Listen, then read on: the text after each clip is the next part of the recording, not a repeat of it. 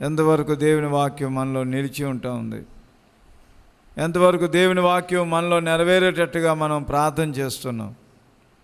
అందరూ కళ్ళు మూసుకోండి, దయచేసి ప్రార్థన చేసుకోండి. ఇది విలువైన సమయం, మీ టైం వేస్ట్ చేసుకోవద్దు. ఇది కాలక్షేపం కార్యక్రమం కాదు, తమాషా చూసి వెళ్ళిపోయే కార్యక్రమం కాదు. ఎంతో విలువైన సమయాన్ని మీరు విలువ పెట్టి మీరు చాలా శ్రమపడి వస్తున్నారు. ఈ సమయాన్ని వాడుకోవాలి. నువ్వు ప్రభువా అర్థం చేసుకునే జ్ఞానం ఏమని అడగండి. ప్రభువా నీ వాక్యం నాకు అర్థం చేసుకునే కృప ఏమని అడగండి. నీ పరిశుద్ధాత్మ సహాయం దయచేయమని అడగండి. ప్రభువా ఇక్కడ ఎలాంటి చెడు తలంపులు, ఇంటి తలంపులు, అనారోగ్య తలంపులు, శ్రమలు ఏవి కూడా నేను జ్ఞాపకం చేసుకోకుండా నా మనసు నీ మీద పెట్టుకోవడానికి సహాయం చేయమని దేవుణ్ణి అడగండి. ప్రభు సహాయం చేస్తాడు.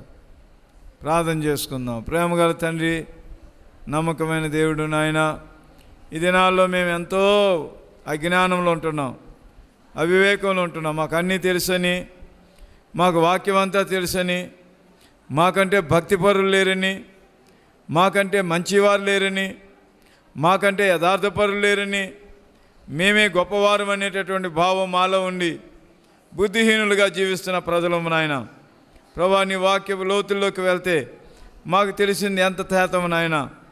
ప్రభా మాకు ఇంకా ఎంత జ్ఞానం కావాలి, మాకు ఇంకా ఎంత పరిశుద్ధత కావాలి, మేము ఇంకా నీతిలో ఎంత బలంగా ఉండాలి నాయన. మీ కృప దయచేయండి.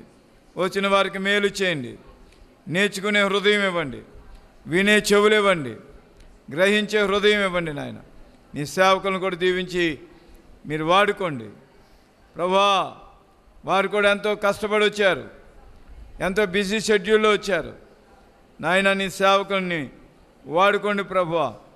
దేవా చెబుతున్న ప్రతి మాటను మీరు ముద్రించండి, చెబుతున్న ప్రతి మాట అర్థం అవ్వడానికి సహాయం చేయండి ప్రభా. మాటలు అర్థం చేసుకోవడమే కాదు, నడవడానికి సహాయం చేయండి. ఇంకా చాలామంది రావాల్సి ఉంది నాయన, చాలా స్థలం ఉంది ఇంకా ప్రభా. ప్రజలు రావడానికి సహాయపడండి. ఈ ప్రార్థన మీరు విన్నందుకు వందనాలు. యేసునామమున అడుగుచున్నాము తండ్రి, ఆమేన్. అందరూ కూర్చుందాం, అందరూ కూర్చోనండి.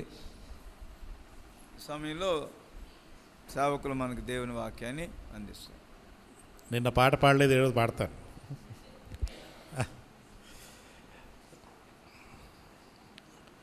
ఇంత చిన్ని బ్రతుకు ఇంత ఘనత ఇచ్చావు, మంటి ఘటమునందు మహా ఐశ్వర్యం పొదిగావు.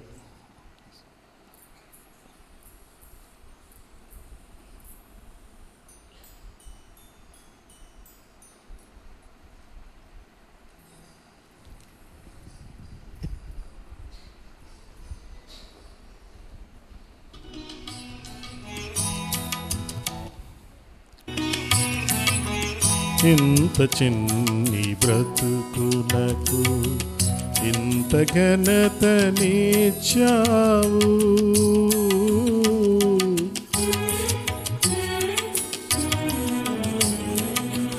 ఇంత చిన్ని బ్రతుకునకు ఇంత ఘనతనిచ్చావు,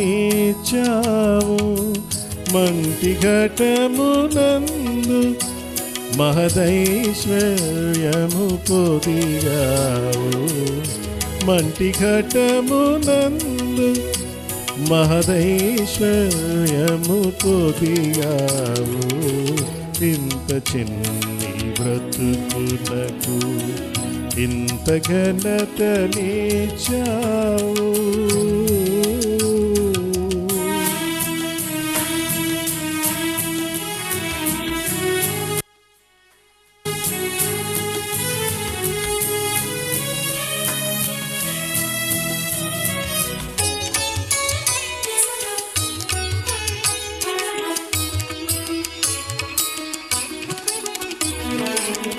ప్రేమమయుడ నిన్ను నే గనదకలేదు,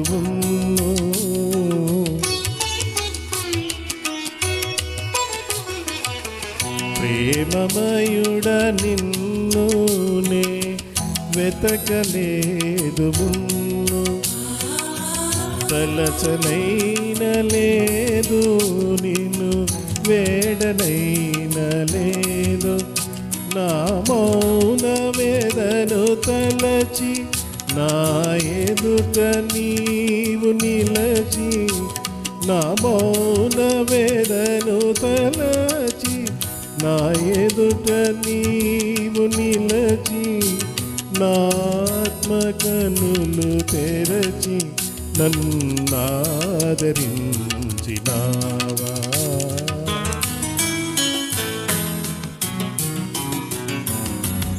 ఎంత చిన్ని బ్రతుకునకు ఇంత ఘనతనిచ్చావు.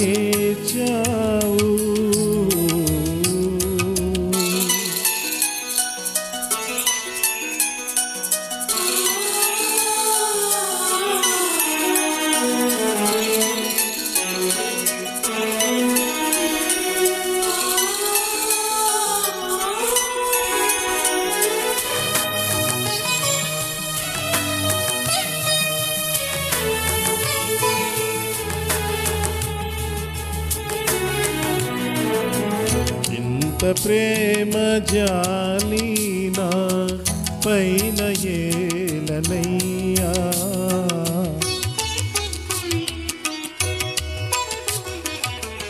వింత గొలుపు నీదు కృప కనికరమును చూడ, ఎంత చేరినావా నా చింతలన్నీ బాప. వివరింపలేను నీదు ఉపకారములు తలంప, వివరింపలేను నీదు ఉపకారములు తలంప. నా మనసు పాడినయ్యా యేసయ్య స్తోత్ర గీతం.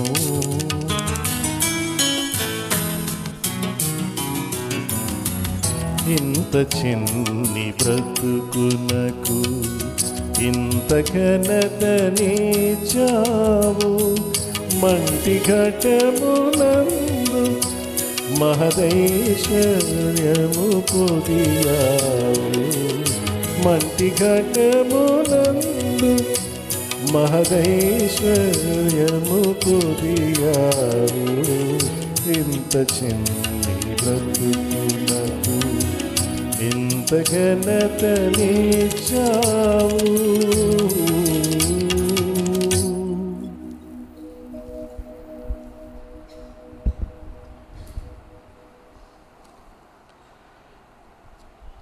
సంఘము శిష్యరికం గురించి మనం మాట్లాడుకుంటున్నాం. మరి మీరందరూ ఆసక్తితో రావడం నాకు ప్రోత్సాహకరం, సంఘానికి ప్రోత్సాహకరంగా ఉంటుంది. మరి ఇది 3వ రోజుగా మనము చూస్తున్నాము. గత 2 రోజులుగా శిష్యరికం గురించి కొన్ని విషయాలు మనం నేర్చుకున్నాము. మరి జ్ఞాపకం చేస్తున్నాను. విశ్వాసి అనేది వేరు, శిష్యరికం అనేది వేరు. విశ్వాసి అవటం అనేది ఒక సంఘటన, శిష్యరికం అనేది ఒక ప్రక్రియ. మనము రోజు విశ్వాసులము కాము, కానీ మనము రోజు శిష్యులంగా ఉండాలి. మనము రోజు మారు మనసు పొందము, కానీ మనము రోజు రూపాంతరం పొందాలి. మళ్ళీ చెప్తున్నాను, మనము రోజు మారు మనసు పొందనక్కర్లేదు, కానీ మనము రోజు రూపాంతరం పొందుతూ ఉండాలి. అంటే దేవ స్వభావం వైపుకి వెళ్ళాలి అంటే కొన్ని మెట్లు మనం చూసాం కదా. మరి ఆ మెట్లు ఎక్కాలి అంటే మనలో రూపాంతరం రాకుండా మెట్లు ఎక్కలేం. ఈ రూపాంతరమే దేవుని యొక్క లక్ష్యం. దీన్ని మనం గుర్తించుకొని ఈరోజు కొంచెం ముందుకు వెళ్దాం. సంఘం యొక్క ముఖ్య ఉద్దేశం ఏంటి? What is the purpose of the church అంటే రకరకాల అభిప్రాయాలు ఉన్నాయి. ఫర్ ఎగ్జాంపుల్, నేను చాలామంది పాస్టర్లను అడుగుతూ ఉంటాను. నేను గత 35 సంవత్సరాలుగా పరిచయం చేస్తున్నాను. వందలాది పాస్టర్లకు నేను ట్రైనింగ్ ఇవ్వటం అయింది, పాస్టర్లు కలుసుకోవటం అయింది. దేశవ్యాప్తంగా వేరే దేశాల్లో, ఆఫ్రికా దేశం కూడా ఒక పాస్టర్ గారితో నేను మాట్లాడడం అవకాశం దొరికింది. సంఘం యొక్క ముఖ్య ఉద్దేశం అనే మాటకు వస్తే కొందరు ఏమంటారంటే సువార్త ప్రకటన, ఆదివారపు ఆరాధనలు. ఇది కొందరు పాస్టర్లకి ఇది ఒక ముఖ్య లక్ష్యం. ఏంటంటే సువార్త ప్రకటించాలి, ఆదివారం ఆరాధన నడిపించేసుకుంటే అదే సంఘం యొక్క ముఖ్య ఉద్దేశం అని అంటారు.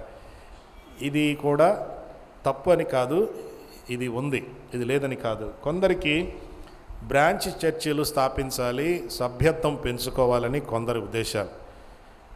కొంతమంది ఏమంటారంటే, నేను కొత్తగా వచ్చినప్పుడు 10 మందే వచ్చారు, ఇప్పుడు నా దగ్గర 1000 మంది వస్తున్నారు అంటూ మనము సంఖ్యలు అంకెల గురించి మాట్లాడుతూ ఉంటాం.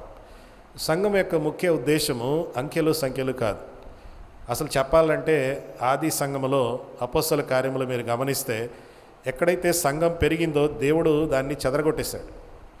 8వ అధ్యాయంలో మీరు చూస్తే దేవునికి అంకెలు సంఖ్యలు ఇంపార్టెంట్ కాదు, కానీ అవి కలిగి ఉండడం తప్పని కూడా నేను అంటంలే. దేవునికి కావాల్సింది సంఘము.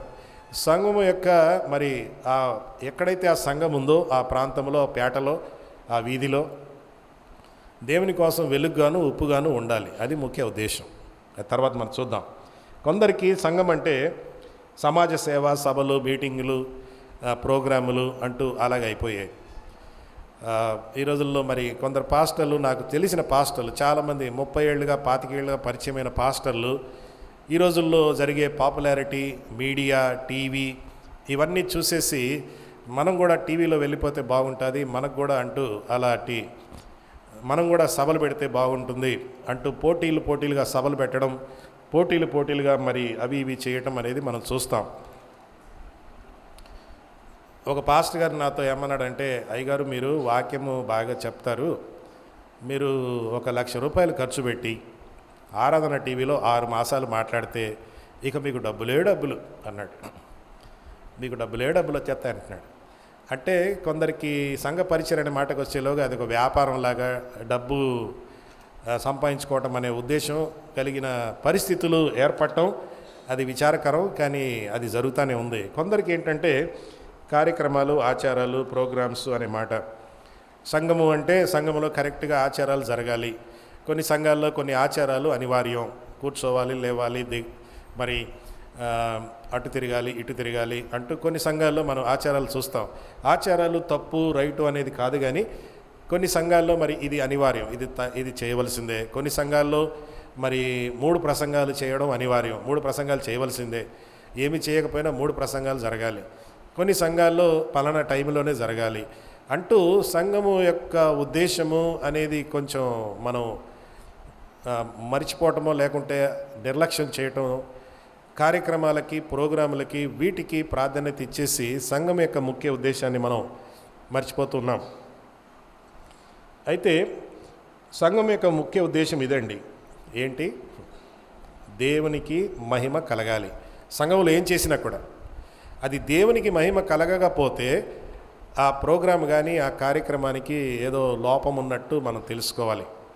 సంఘములో జరిగిన కార్యక్రమాలు ఎప్పుడు కూడా సంఘ కాపరికి, సంఘ పెద్దలనే ఘనపరిచి వారికే ఘనత, వారినే మెచ్చుకొని వారినే నెత్తిని కూర్చోబెట్టుకుంటే ఆ సంఘము కొంచెం ప్రమాద పరిస్థితుల్లో ఉన్నట్టుగా సూచనలు అన్నమాట. కాపరి మంచివాడు, పెద్దలు మంచివారే, కానీ మహిమ ఘనత అనేది దేవునికే పోవాలి. లేకపోతే దేవుడు, ఒక ఆయన ఏమంటాడంటే, దేవుడు అన్ని పాపాలు ఓర్చుకుంటాడేమో కానీ తన మహిమను దోచుకోవటం మాత్రం ఆయన సహించలేడట. తన మహిమను దోచుకుంటే మాత్రం ఆయన అందుకే ఆయన విగ్రహారాధన చాలా ఖండిస్తాడు. విగ్రహారాధన అనే మాటకు వస్తే అక్కడ ఏంటంటే దేవునికి ఇవ్వవలసిన ఘనత మరో దానికి సృష్టికి ఇవ్వటం అనేది దేవునికి ఇష్టం లేదు. ఇశ్రాయేలీలు మరి అందుకే ఆ బంగారు దూడ చేసుకొని మరి దేవునికి మొక్కకుండా దీనికి మొక్కారు కాబట్టి ఆయన సహించలేకపోయాడు. 400 సంవత్సరాలు బానిసత్వంలో విజ్ఞాపన చేసి, గోజాడి, కేకలు వేసి దేవుడా మమ్మల్ని రక్షించమంటే రక్షించిన ఈ దేవుడు అక్కడ విగ్రహారాధన దగ్గర మాత్రం సహించలే. నథింగ్ డూయింగ్ అన్నట్టు. అందుకే దేవుని యొక్క మహిమ అనేది మన లక్ష్యం. సంఘములో శిష్యరీకము ద్వారా దేవునికి మహిమ రావాలి. ఏ సంఘం అయితే దేవుని మహిమకు ప్రాధాన్యత ఇస్తుందో ఆ సంఘాన్ని దేవుడు దీవిస్తాడు. ఏ సంఘం అయితే కార్యక్రమాలకి, పెద్దలకు, పాస్టర్లకి, మరి అక్కడున్న ప్రజల వరకే, మనుషుల వరకే ప్రాధాన్యత ఇస్తే అక్కడ దేవుని మహిమ అనేది ఉండదు. సో ఇది మనం తెలుసుకోవాలి. సో ఇది చేయాలి అంటే ఒక 4 విషయాలు చూద్దాం. ముందుగా దేవునికి మహిమ కలగాలంటే సంఘములో మొట్టమొదటిగా సువార్త విశ్వసించుట, యేసును నమ్ముట అనేది ముందు జరగాలి. అదే మనము చూసాం కదా, మొదటి మెట్టేంటి? విశ్వాసం అని చూసాం. The first priority is to know the gospel. సంఘము దేవుని మహిమపరచాలంటే ముందు నిజమైన రక్షణ, యథార్థంగా అసలైన రక్షణ పొందిన వారు సంఘంలో రావాలి. దొంగ రక్షణ, ఆవేశాలు, ఉద్రేకాల వల్ల మేము యేసుని నమ్ముకున్నాం సార్ అని వస్తారు. వారి రక్షణ నాకు కొంచెం అనుమానమే. సూచక్రియలు చూసి వస్తున్నారు. నిన్న మనం ఏం చూసాము? యేసయ్య అనేకులు ఆయన చేసిన సూచక్రియలు చూసి ఆయన ఎందుకు విశ్వసించింది, కానీ ఆయన వారిని తన వశము చేసుకోలేదు, వద్దంటున్నాడు. ఇలాంటి వారు దేవుణ్ణి మహిమపరచరండి.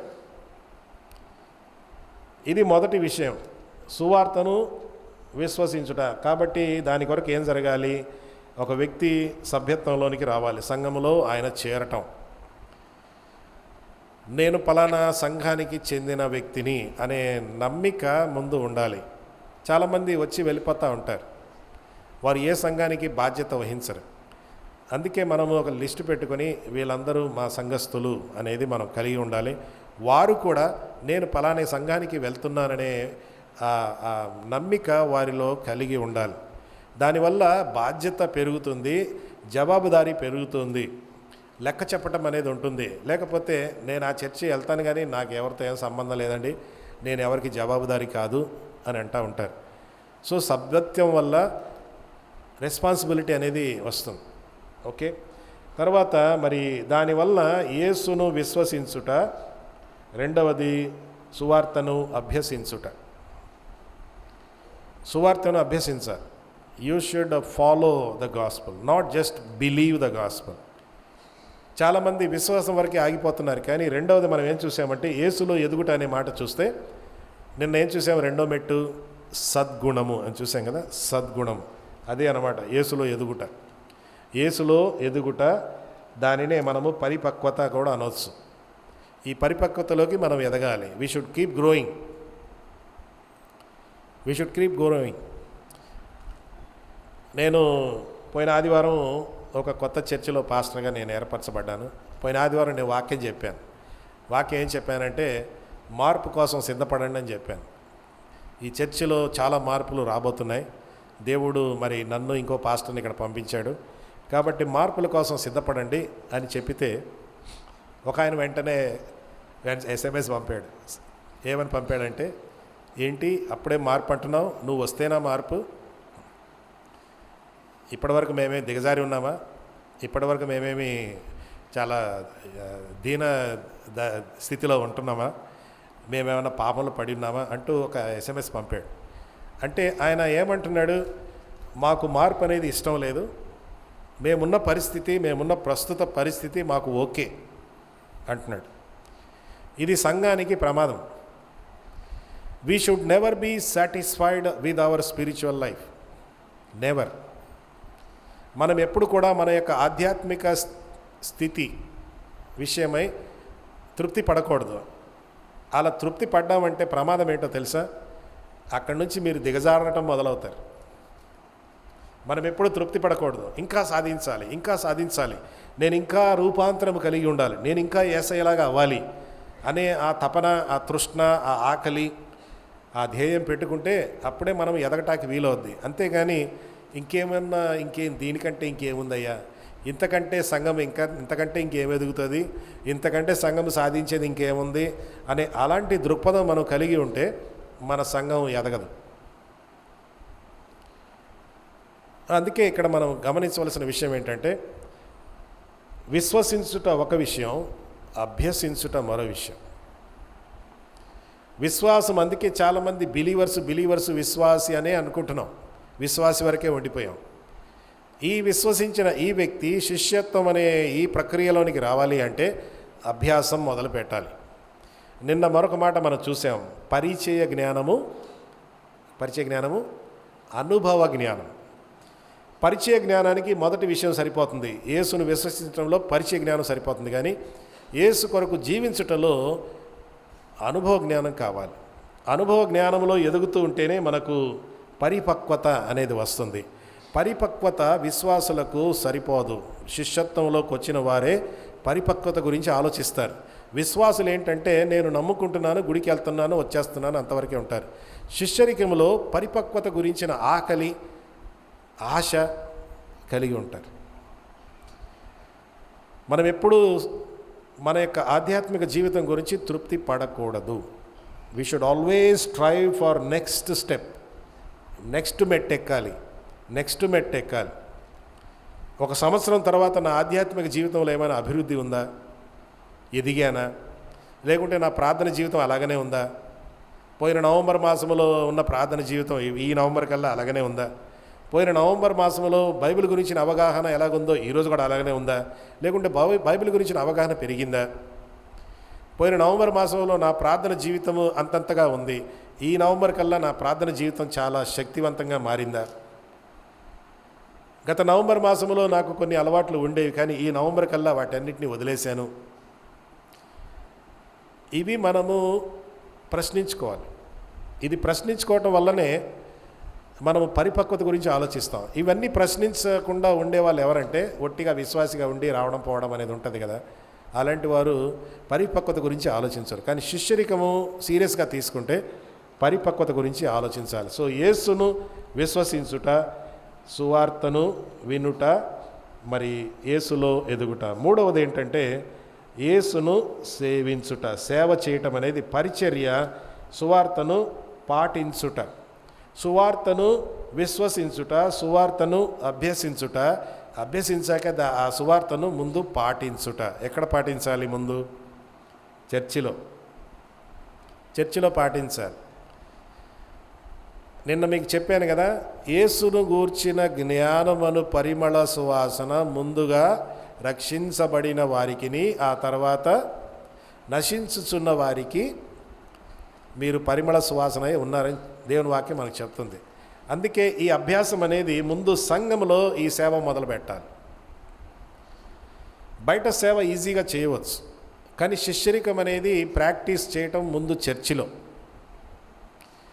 ఏం ప్రాక్టీస్ చేయాలి? బైబిల్లో చాలా ఉన్నాయి.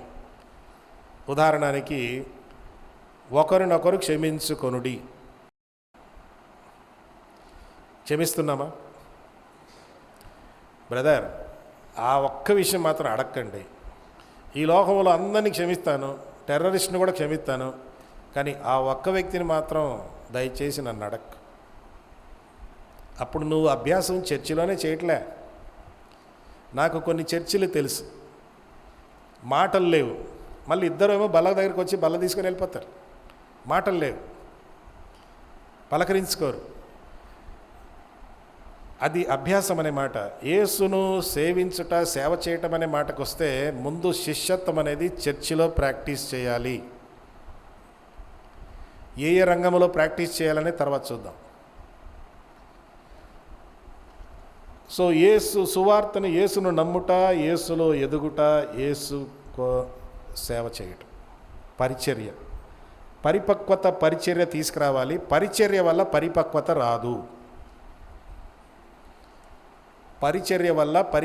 రాదు. You will not mature just by doing ministry. పరిచర్య చాలామంది చేస్తున్నారు. పరిచర్య కొందరికి ఒక ఉద్యోగంగా మారిపోయింది, ఒక ప్రొఫెషన్ లాగా ఉంది. పరిచర్య వల్ల నేను పరిపక్వత చెందుతాను, పరిచర్య వల్ల నేను ఇంకా మంచి శిష్యురాలను అవుతాను అంటే 24 గంటలు పరిచర్య చేసుకోవచ్చు కదా. పరిచర్య పరిపక్వతకు తీసుకురాదు, కానీ పరిపక్వత వలన వచ్చే పరిచర్యలో ఫలం ఉంటుంది. పరిపక్వత లేకుండా పరిచర్య చేస్తే అది ఒక ప్రొఫెషన్, ఒక ఉద్యోగం వరకే. యేసు ప్రభు నీ పరిచర్యలో ఏం సాధించావు అన్నది ఆయనకు అంత ఇంట్రెస్ట్ లేదు, కానీ నీవు నీ ఆధ్యాత్మిక జీవితంలో ఎంత పరిపక్వత సాధించావో అది యేసయ్య కోరుకుంటున్నాడు. ఇది మనము తెలుసుకుందామండి. పరిచర్య చేయొద్దని నేను అంటంలే, చెయ్యాలి, కానీ పరిపక్వత తర్వాత చేస్తే ఆ యొక్క సువార్తను అభ్యసించుట ద్వారా, దేవుని వాక్యములో ఎదుగుట ద్వారా, శిష్యత్వాన్ని ప్రాక్టీస్ చేయుట ద్వారా ఈ పరిపక్వతలో ఎదుగుతూ మనము పరిచర్య చేస్తే అప్పుడు బాగుంటుంది. ఇది ఆదిమ సంఘము యొక్క సూత్రం. వారు ఏం చేసేవారట? రొట్టె విరుచుట ఎందును, ప్రార్థన చేయుట ఎందును, ఇవన్నీ ఉన్నాయి కదా, ఇవన్నీ చేశారు. అంటే అక్కడ ఆదిమ సంఘము పరిపక్వతకు, శిష్యత్వానికి ముందు ప్రాధాన్యత ఇచ్చారు. అది ఇచ్చిన వెంటనే బైబిల్లో మీరు ఏం చూస్తారంటే అనేకులు సంఘములో చేర్చబడ్డారు. అసలు చెప్పాలంటే వీళ్ళు బయటికి వెళ్ళి సువార్త కూడా ప్రకటించలే, కానీ వీరి యొక్క శిష్యత్వము, వీరి పరిపక్వత వల్ల వేరే వారు ఆకర్షితులై చేరటం మొదలయ్యారు. వీళ్ళ జీవితం ఏదో కొంచెం స్పెషల్గా ఉంది, కొంచెం విశేషంగా ఉంది అంటూ ఆకర్షణ. విశ్వాసులు పరిచర్య చేస్తారు, శిష్యులు పరిపక్వత ద్వారా పరిచర్య చేస్తారు. అది తేడా. Believers do ministry but disciples mature, and while they are maturing they do ministry, and that ministry makes them more mature. విశ్వాసులు పరిచర్య చేస్తారు, పరిచర్య అంటూనే పరిగెత్తుకొని వస్తారు, ఎందుకంటే పరిచర్య ఒక కార్యక్రమం వరకే కదా, అది చేసేసుకొని వెళ్ళిపోతారు. కానీ శిష్యులు పరిచర్యకు ముందు సిద్ధపడతారు, పరిచర్యలో సిద్ధపడతారు, పరిచర్య తర్వాత కూడా దాని గురించి ఆలోచిస్తారు. మామూలు విశ్వాసులు పరిచర్య తర్వాత పట్టించుకోరు. ప్రోగ్రాం అయిపోయింది, చాలా బాగా జరిగింది అంటూ ఒకరినొకరు అభినందించుకోవడం వరకే అయిపోతుంది. కానీ శిష్యులు వారు పరిపక్వతలో కొనసాగుతూ పరిచర్య చేయడం, శిష్యరికంలో అది మనకు చాలా అవసరం అండి. ఇప్పుడు ఈ 3 ఉన్నాయి కదా, ఈ 3 చేసిన తర్వాతనే 4వది జరగాలి. ఏంటది? సువార్తను ప్రకటించుట అనేది. చాలా సంఘాల్లో ఇది రివర్స్గా ఉంది, ఇది రివర్స్లో ఉంది. సువార్త ప్రకటించాలి, సువార్త ప్రకటించాలి, సువార్త ప్రకటించాలి. ప్రకటించండి, యేసయ్య చెప్పాడు, ప్రకటించమని చెప్పాడు. కానీ మొదటి 3 చేశాక ప్రకటిస్తే ఆ సువార్త పరిచర్యలో ఫలం ఉంటుంది. మొదటి 3 పట్టించుకోకుండా మా దగ్గర డబ్బులున్నాయి, మా దగ్గర చేసేవాళ్ళు ఉన్నారు, మా దగ్గర అన్ని ఫెసిలిటీస్ ఉన్నాయి కాబట్టి చేద్దామంటే చేద్దాం, కానీ దానికి అంత ఫలం ఉండదు. సో ఇది మనము మనసులో ఉంచుకొని ఇవన్నీ చేస్తే ఏమవ్వాలి? దేవునికి మహిమ. ఈ క్రమంలో చేస్తే దేవునికి మహిమ. ఇది మనము తెలుసుకుందాం. మన సంఘం యొక్క ముఖ్య ఉద్దేశము గాడ్ మస్ట్ బీ గ్లోరిఫైడ్. దేవుడు మహిమపరచబడాలి ఏమి చేసినా కూడా. మనమేమనుకుంటామంటే ఎక్కువ అంకెల్లో సంఖ్యల్లో ఎక్కువ చేస్తే దేవుడు ఎక్కువగా మహిమపరచబడ్డాడని అనుకుంటాం. చాలా గ్రాండ్గా మీటింగులు చేస్తే దేవుడు ఎక్కువగా మహిమపరచబడ్డాడని అనుకుంటాం. సభల్లో లక్షలాది మంది వచ్చారు కాబట్టి దేవుడు మహిమపరచబడ్డాడని మనం అనుకుంటాం. ఉండొచ్చు, ఉండకపోవచ్చు.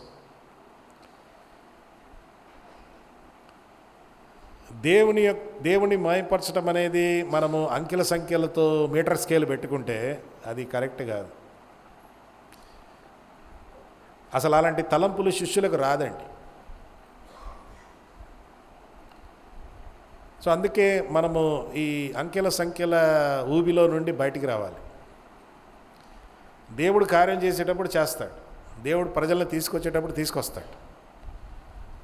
కానీ ఇదంతా చేసాం కాబట్టి దేవుడు మహిమపరచబడ్డాడు అని అంటాం. ఎస్, కానీ మహిమపరచబడకపోవచ్చు కూడా. ఎందుకంటే ఆ నిర్వహించే విధానం, ఆ సభల గురించి కొట్లాటలు, ఆ డబ్బులన్నీ దుర్వినియోగం చేసుకోవటం, ఆ సభల్లో దేవునికన్నా అక్కడ ఉన్న వారికే ఎక్కువ ప్రాధాన్యత ఇవ్వటం, ఇవన్నీ జరిగిపోయి చివరికి యేసయ్యను పక్కన పెట్టేసి వేరే అన్నీ జరుగుతూ ఉంటాయి. సో పరిపక్వతలో ఉన్నప్పుడు ఏమవుతుందంటే యేసయ్యకే మహిమ, నేను తగ్గాలి, ఆయన హెచ్చించబడాలి అనే ఫిలాసఫీ ఉంటుంది. కాబట్టి ఇది మనము మనసులో ఉంచుకొని ఈరోజు నేను చెప్పినట్టుగా ఎఫెసీ పత్రికలో శిష్యత్వం అంటే ఏమిటి, శిష్యరికం అనే మాట ఎఫెసీ పత్రికను మనం కొంచెం ధ్యానం చేద్దాం. నేను ఈ ఎఫెసీ పత్రిక ఎందుకు తీసుకున్నానంటే గత 4-5 సంవత్సరాల నుండి ఎఫెసీ పత్రిక మీద ఒక పుస్తకం రాస్తున్నాను. బహుశా ఈ సంవత్సరం అంతం కల్లా లేదంటే వచ్చే సంవత్సరం విడుదల అవుద్ది. దాని మీద ఆధారితమైన కొన్ని పాయింట్లు నేను మీతో పంచుకుంటున్నాను. అంటే ఈ యొక్క ఎఫెసీ పత్రిక ఎందుకు తీసుకున్నారు అని అంటారేమో. బైబిల్లో వేరే పత్రికలు ఉన్నాయి, కానీ ఎఫెసీ పత్రిక ఏంటంటే ఎఫెసీ పత్రిక అన్ని సంఘాలకి వర్తిస్తుంది. ఎందుకంటున్నానంటే, కొరింథీ పత్రిక తీసుకోండి. మొదటి కొరింథీ పత్రికలో భాషల గురించి రాశారు. భాషల గురించి రాశారు కాబట్టి కొన్ని సంఘాల వారు ఏమంటారంటే, మాకు ఈ భాషలతో సంబంధం లేదు సార్, మేము అసలు దాన్ని పట్టించుకోం, అది అలాంటివి లేవండి అంటూ కొందరు ఏం చేస్తారంటే కొరింథీ పత్రికను అలా దూరంగా పెట్టేస్తారు. కొన్ని పత్రికల్లో మరి రోమ పత్రిక చాలా స్ట్రాంగ్ సిద్ధాంతాలు ఉన్నాయి, మాకు అదంతా కష్టం సార్, మాకు అది వద్దులే అంటారు. కానీ ఎఫ్ఎస్సి పత్రిక ఎలాంటి పత్రిక అంటే అది ఏ డినామినేషన్ వాళ్ళకైనా వర్తిస్తుంది. ఎవరు కూడా దీంట్లో మాకు సంబంధించినటువంటివి లేవు అంటాకు వీళ్ళే. అందుకే ఈ యొక్క పత్రిక మనము అర్థం చేసుకోవటానికి ప్రయత్నం చేద్దాం. మరి ఎఫ్ఎస్సి పత్రిక పేతురు గారు రాశారు. దీని గురించిన చరిత్ర అవన్నీ నేను ఎక్కువ చెప్పదలుచుకోలేదు. కానీ ఎఫ్ఎస్సి పత్రిక, ఎఫ్ఎస్సి అనే పట్టణము, ఎఫెసస్ అనే పట్టణం ఇప్పుడు అది శిథిలమైపోయి ఉంది. ఆయా సలూక్ అనే ఒక చిన్న గ్రామం అన్నమాట. అక్కడ ముస్లిమ్సే ఉంటారు, గొర్రెలు కాసుకుంటారు. అక్కడ పెద్దగా ఏమీ లేదండి, చిన్న కుగ్రామంగా మారిపోయింది ఎఫ్ఎస్సి పట్టణం. అయితే అక్కడ శిథిలమైపోయిన కొన్ని నిర్మాణాలు అక్కడ ఇప్పటికీ కూడా ఉన్నాయి. టూరిస్టులు అక్కడికి వెళ్తూ ఉంటారు. ఎఫ్ఎస్సి పట్టణము చాలా ఫేమస్ పట్టణం. మన రాష్ట్రంలో తిరుపతి లాగా, సింహాద్రి లాగా అది కూడా చాలా ఫేమస్ పుణ్యక్షేత్రం. అక్కడ డయనా అనే ఒక దేవత ఉండేది. ఆమెకి 60 అడుగులు ఎత్తు విగ్రహం ఉండేది. ఆ డయనా దేవతను పూజించడానికి ప్రపంచంలో నుండి అందరూ వచ్చేవారు. అందుకే అక్కడ చాలా మతపరమైన వ్యాపారం చాలా జరిగేది. అది మన దేశానికి కొత్త విషయం ఏం కాదులే. మతపరమైన వ్యాపారం భారతదేశంలో అన్నిటికంటే లాభదాయకమైన వ్యాపారం మతం. అది మన క్రైస్తవ్యంలో కూడా వచ్చేసింది. మా స్టాఫ్ ఒక ఆయన కలకత్తాలో ఒక చిన్న ప్రయోగం చేశాడు. ఇంటి బయట మరియమ్మ బొమ్మ పెట్టి ఉండి బాక్స్ పెట్టాడు. సాయంత్రం కల్లా 400 రూపాయలు వచ్చాయి. డబ్బులు కావాలన్నా ఒక విగ్రహం పెట్టి డబ్బా పెట్టండి, సాయంత్రం కల్లా డబ్బులు వచ్చేస్తాయి. మతం అనేది ఒక వ్యాపారంగా మారిపోయింది. ఆ రోజు ఎఫ్ఎస్సి పట్టణంలో కూడా ఈ డయనా అనే ఒక దేవత ఉండేది. ఆమెను పూజించడానికి చాలామంది వచ్చారు. వచ్చే వారి యొక్క ఈ భావోద్రేకాలని ఫుల్గా అడ్వాంటేజ్ తీసుకొని అక్కడ కొన్ని వస్తువులు అవి ఇవి అమ్మేవారు. మన దేశంలో కూడా అంతే కదా, పలానా పుణ్యక్షేత్రం వెళ్ళాను ఇవి తెచ్చుకున్నానని అంటారు. అది మరి అన్య మతం వరకే కాదండి, మన యొక్క దేశంలో కూడా, మన యొక్క క్రైస్తవ్యంలో కూడా మరి ఇవన్నీ తెచ్చేసుకుంటున్నారు. యెరూషలేంకి వెళ్ళొచ్చాం బ్రదర్ అంటాడు. ఈ మధ్య ఒక పాస్టరు, పేరు చెప్పను ఇక్కడ నుంచి పేరు చెప్పే అర్హత కూడా లేదు ఆయనకి. ఆయన హోలీ ల్యాండ్ ప్రోడక్ట్స్ అనే ఒక ప్యాకెట్ అమ్ముతున్నాడు. ఇస్రాయల్ దేశం నుండి ఒక ప్యాకెట్ తీసుకొస్తున్నాడు. ఆ ప్యాకెట్లో ఒక సీసాలో యోర్దాన్ నది, ఒక సీసాలో ఓలివ్ నూనె, ఒక సీసాలో అది, ఇంత యెరూషలేం మట్టి, తర్వాత యెరూషలేములో ఉన్న కర్రతో చేయబడిన సిలువ, మృత సముద్రం నీళ్లు, యోర్దాన్ నది నీళ్లు, ఇవన్నీ కూడా ప్యాకెట్లో పెట్టి 3000 రూపాయలకు అమ్ముతున్నాడు. ఏమంటున్నాడు? అంత్యక్రియలు జరిగేటప్పుడు ఆ శవాన్ని లోనికి దించాక మట్టికి మట్టి, బూడిదకి బూడిద అన్నప్పుడు ఈ యెరూషలేం మట్టి కూడా కొంచెం అక్కడ వేయండి, అంతే, వెంటనే ఆయన మోక్షానికి వెళ్ళిపోతాడట. ఎంత మోసం! ఇది మతపరమైన వ్యాపారం, కొత్త విషయం కాదు. ఎఫ్ఎస్సి సంఘంలో, ఎఫ్ఎస్సి పట్టణంలో ఇది జరిగింది. ఇలాంటి మతపరమైన మతనిష్ట కలిగిన ప్రజల మధ్యకి పౌలు గారు వెళ్ళి అక్కడ ఒక చర్చ్ ప్లాంటింగ్ చేశాడు. చర్చ్ ప్లాంటింగ్ చేయటం వరకే కాదు, సంఘం స్థాపించడం వరకే కాదు, అక్కడున్న విశ్వాసుల్ని విశ్వాసంలో పెంచాడు, శిష్యరికంలో పెంచాడు. ఎందుకంటే అది చాలా కష్టమైన వాతావరణం. అలాంటి మతానికి బానిసలైపోయి ఆ మత పిచ్చి కలిగిన ప్రజల్ని యేసయ్యలోనికి తీసుకురావడమే కాకుండా మళ్ళీ వారిని అదే పట్టణంలో యేసయ్య కోసం శిష్యులుగా తయారు చేయటం ఆ పాస్టర్ గారికి, పౌలు గారికి ఒక పెద్ద సవాలు. అలా పెంచాడు. ఆ తర్వాత పౌలు గారు వెళ్ళిపోయి తిమోతిని అక్కడ అసిస్టెంట్గా పెట్టేసి వెళ్ళిపోయాడు. తిమోతికి కూడా పెద్ద సవాలు. ఇవన్నీ జరిగిన తర్వాత మరి ఈ యొక్క ఎఫ్ఎస్సి పట్టణం గురించి ప్రకటన గ్రంథము 2వ అధ్యాయంలో మీరు చూస్తే ప్రకటన గ్రంథంలో ఉన్న సప్త సంఘాల విషయంలో ఆ పట్టీలో ఆ లిస్టులో ఫస్ట్ పేరు ఈ చర్చికే వస్తుంది. ఇక్కడ మీరు గమనించాలి, శిష్యరికము సంఘము శిష్యరికం అనే మాటకు వస్తే ఎఫెస్సి పట్టణము మనకు చాలా శిష్యరికం గురించి నేర్పిస్తుంది. పౌలు గారు అది చేశాడు. ఆయన తర్వాత తిమోతి పాస్టర్గా ఉన్నాడు. మరి ఇక్కడ మీరు గమనిస్తే ప్రకటన గ్రంథంలో సప్త సంఘాల గురించి ప్రస్తావిస్తూ యోహాను గారు ఈ ఎఫెస్సి సంఘం గురించి కొన్ని విషయాలు రాశాడు. అదే మనం చూడతాం. సో ఈరోజు ఈ రాత్రి ఎఫెస్సి పత్రిక నేను నా శిష్యరికం అనే అంశం, ఎఫెస్సి పత్రికను ఆధారం చేసుకొని మాట్లాడుకుందాం. అయితే ప్రకటనలో ఎఫెస్సి సంఘం గురించి ముందు యేసయ్య చెప్పిన మంచి విషయాలు కొన్ని చూద్దాం. రైట్ రైట్ రైట్ రైట్ అన్నాడు అన్నమాట. ఇవన్నిట్లో మీ శిష్యరికం వా వెరీ గుడ్ అన్నాడు. ఏంటట? నీ క్రియలు, నీ కష్టాలు, నీ సహనము, నీ వివేచన, నీ భారము, నీ చురుకుదనము అంటున్నాడు. ఇవన్నీ శిష్యరికం యొక్క సూచనలండి, ఇండికేటర్స్ ఆఫ్ డిసైపుల్షిప్. వారి యొక్క శిష్యత్వము క్రియలలో బాగుంది. వారి శిష్యత్వం వల్ల కష్టాలను ఎదుర్కొన్నారు. వారి శిష్యత్వం వల్ల కష్టాలు ఎదుర్కోవటానికి సహనం సహించారు, ఎదుర్కొన్నారు. మరి వాటిని ఎదుర్కోవటానికి దేవుడు వివేచన కూడా ఇచ్చాడు. ఎందుకంటే అక్కడ దొంగ బోధకులు ఉన్నట్టుగా ఇక్కడ మనం చూస్తాం. దొంగ బోధకులు వారి మధ్యలో ఉన్నారు కాబట్టి వారిని నీవు ఎదుర్కొన్నావనే మాట ఇక్కడ మనం చూస్తాం. 2వ వచనంలో చూస్తే, తాము అపోస్తులమని చెప్పుకొను వారిని పరీక్షించి వారు అబద్ధికులని నీవు కనుగొంటివి అనే మాట. అంటే వివేచన అనేది ఉంది. శిష్యరికంలో ఇవన్నీ ఉండాలండి. వివేచన ఉంటుంది. ఒక విశ్వాసికి వివేచన ఉండదు, ఒట్టిగా గుడికి వచ్చి వెళ్ళిపోతాడు. శిష్యుడికి, శిష్యురాలకు వివేచన ఉంటుంది. ఎందుకంటే పరిపక్వతలో ఎదుగుతున్నాడు కదా, పరిపక్వతలో ఎదుగుతున్నాడు కాబట్టి దేవుడు కూడా వివేచన ఇస్తాడు. పరిపక్వతలో ఇంట్రెస్ట్ లేనివాడు ఒట్టిగా బిలీవర్గా ఉంటాను, ఒక విశ్వాసిగా ఉండి గుడికి వచ్చి వెళ్ళిపోతానంటే పరిపక్వత లేదు. పరిపక్వత లేని వారికి వివేచన లేదు.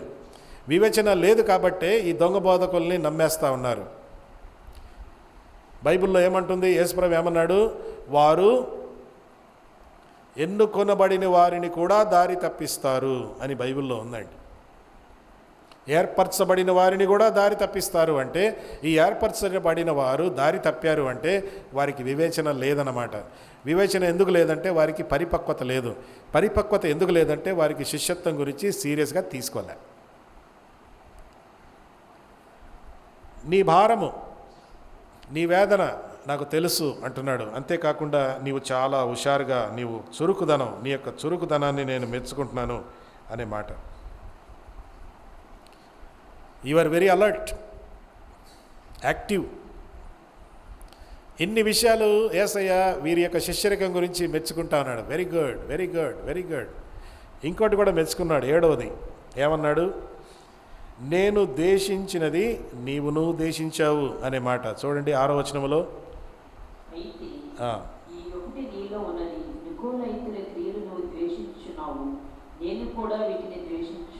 అది ఎంత మంచి ప్రశంస, అప్రిషియేషన్. మంచి 100 మార్కులు ఇచ్చేశాడు అక్కడ.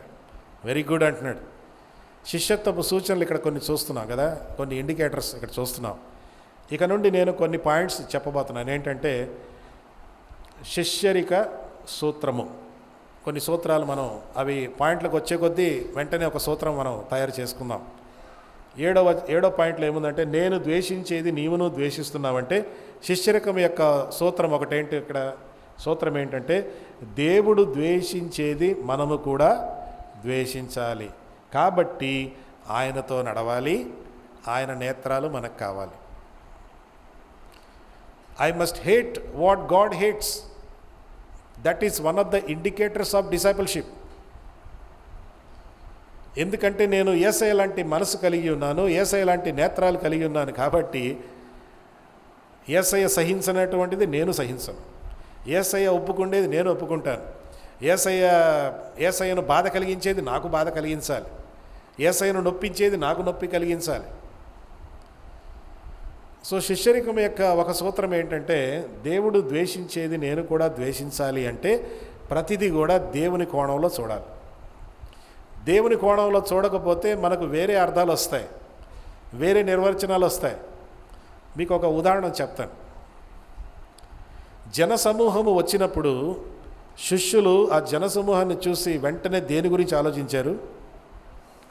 వీళ్ళకి భోజనాలు పెట్టాలి, ఇస్తరాకులు కొనాలి, కూరగాయలు తీసుకురావాలి, షామియానా పెట్టాలి, ఇంత ఖర్చు అవుతుంది, ఇదంతా ఎక్కడి నుంచి తీసుకురావాలి అంటూ భోజనాల గురించే, జనాలు చూస్తూనే భోజనాల గురించే ఆలోచిస్తున్నారు. కానీ యేసయ్య ఆ జనాలను ఏడా చూశారు? కాపరి లేని గొర్రె. అదే సేమ్ జనమే, సేమ్ క్రౌడే. శిష్యులు ఒకలాగా చూస్తున్నారు, యేసయ్య మరోలాగా చూస్తున్నారు. ఎందుకంటే ఆ సమయం కల్లా శిష్యులకు యేసయ్య లాంటి మనసు ఇంకా రాలే, యేసయ్య లాంటి నేత్రాలు ఇంకా వారికి రాలే. ఎప్పుడొచ్చాయట? పెంతికోస్తు దినాన అభిషేకం పొందిన తర్వాత ఆ జనసమూహాన్ని చూసి పేతురు, అమ్మ బాబోయ్ ఇంతమందికి భోజనాలు పెట్టాలా అన్నాడా? అనలే. మరి ఏమన్నాడు? ఇంతమందికి ఆత్మీయ ఆహారం పెట్టాలన్నాడు. హల్లెలూయా. మారిపోయింది, దృక్పథం మారిపోతుంది. శిష్యరికంలో యేసయ్య మనసు, యేసయ్య నేత్రాలు, అది ప్రతిదీ కూడా ఆయన యాంగిల్లో చూస్తాం. ఒక మామూలు విశ్వాసి అవన్నీ చూడడం. ఒక మామూలు విశ్వాసి యేసయ్య మనసు అర్థం చేసుకోలేడు. నేను అందుకే ఒక మాట వాడతాను. 666 శిష్యులు, 666 శిష్యులట. ఎవరు వీళ్ళు? యోహాను సువార్త 666 చదవండి. 6వ అధ్యాయము 66వ వచనం. అప్పటి నుండి ఆయన శిష్యుల్లో అనేకులు వెనుక తీసి మరి ఎన్నడూనూ ఆయనను వెంబడింపలేదు. ఆయన శిష్యులంట వీళ్ళు, ఆయనను వెంబడించలేదట. ఎందుకు? ఎందుకంటే అక్కడ కొన్ని కారణాలు ఉన్నాయి. వాళ్ళు ఏమంటారంటే, ఇది కఠినమైన బోధ, ఇది మాకు పాటించడం కష్టం, ఇది కఠినమైన బోధ, మాకేం అర్థం కావట్లే. అందుకే ఈ 666 శిష్యులు డేంజర్ అండి. సరే, ఎఫ్ఎస్సి పట్టణం గురించి 7 విషయాలు అభినందించాడు, మెచ్చుకున్నాడు. వాటిలో మనం నేర్చుకునేది ఏంటంటే, యేసయ్య మనసు కావాలి, యేసయ్య నేత్రాలు కావాలి. పరిపక్వతలో ఇది మనం సాధిస్తాం. మామూలుగా గుడికి వచ్చి వెళ్ళిపోతే ఇవి రావండి. బయటికి వెళ్తే ప్రజల్ని మనకు నేత్రాలతోనే చూస్తాం, కానీ యేసయ్య నేత్రాలతో చూస్తే వేరుగా ఉంటుంది. మదర్ తెరీసా కలకత్తా పట్టణంలో ప్రజల్ని చూస్తే వేరే వాళ్ళకంతా అసహ్యం అనిపించేది, కానీ ఆమెకు ప్రేమ కలిగేది. ప్రేమ అలా పొర్లుకు వచ్చేసేది. ఎందుకంటే ఆమె ఆ వ్యక్తుల్ని యేసయ్య నేత్రాలతో చూసేది, యేసయ్య మనసుతో గ్రహించేది. అందుకే అంత గొప్ప సేవ చేయగలిగింది. పరిపక్వత అనే మాట. మరొక విషయం చూద్దాం. అయితే యేసయ్య అన్నీ మెచ్చుకోవటం కాదు, ఒక విషయంలో కంప్లైంట్ ఇచ్చాడు. ఏంటంటే, నీ మొదటి ప్రేమను నీవు వదిలేసావు, నీ మొదటి ప్రేమను వదిలేసావు. మారు మనసు పొందిన ఆరంభ దినాల్లో చాలా తీవ్రంగా ఉన్నావు, చాలా గంతులేసావు, చాలా మొత్తం అసలు పేల్చిపారేసావు అందరినీ. ఇప్పుడు ఏమైపోయింది?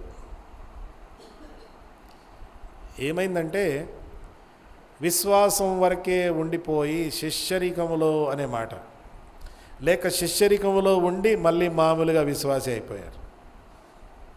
వీళ్ళందరూ శిష్యరికంలో బాగా ఎదిగారు, కానీ క్రమంగా ఏమైపోయిందంటే వారి మొదటి ప్రేమ పోయింది.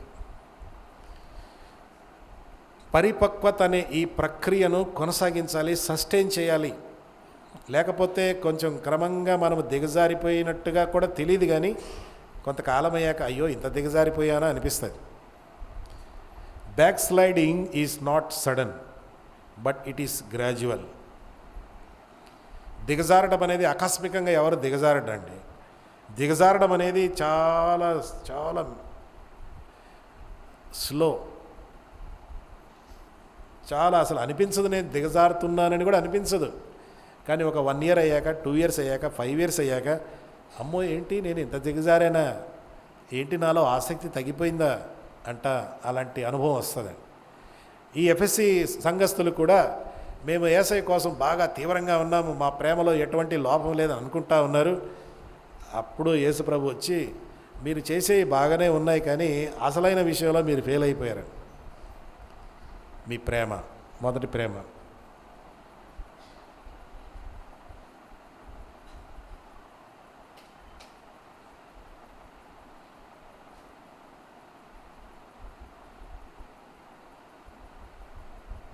మొదటి ప్రేమ. దీని నుండి మనం నేర్చుకునే సూత్రం ఏంటి? శిష్యరిక సూత్రం. శిష్యరిక సూత్రం ఏంటంటే, దేవునికి ప్రాధాన్యత, అంటే ఆయననే ప్రేమించి ప్రాధాన్యత ఇవ్వకపోతే విలువలు, ప్రాధాన్యతలు తారుమారు అవుతాయి. If you don't give priority to Jesus, your values and your priorities will get confused.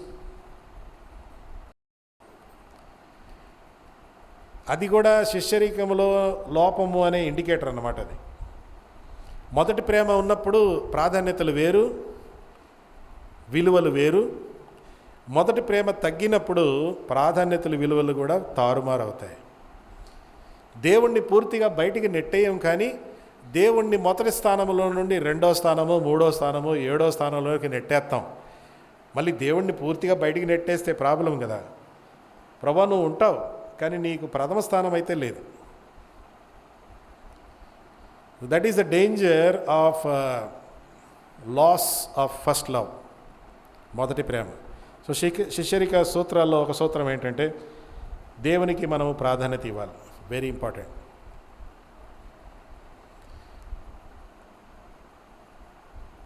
ఇక్కడ మీరు గమనిస్తే, నీవు చేసిన కార్యాలు, నీవంతా బాగుంది అని యేసయ్య అన్నీ పొగిడాడు.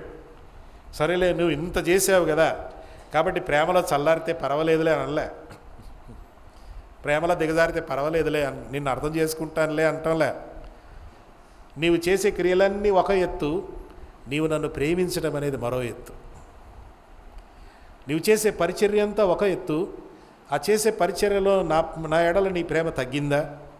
నా పేరే చెప్పుకొని పరిచర్య చేస్తున్నావు, కానీ నా ఎడల ప్రేమ ఉందా అసలు? You can do ministry in the name of God and still be away from that same God.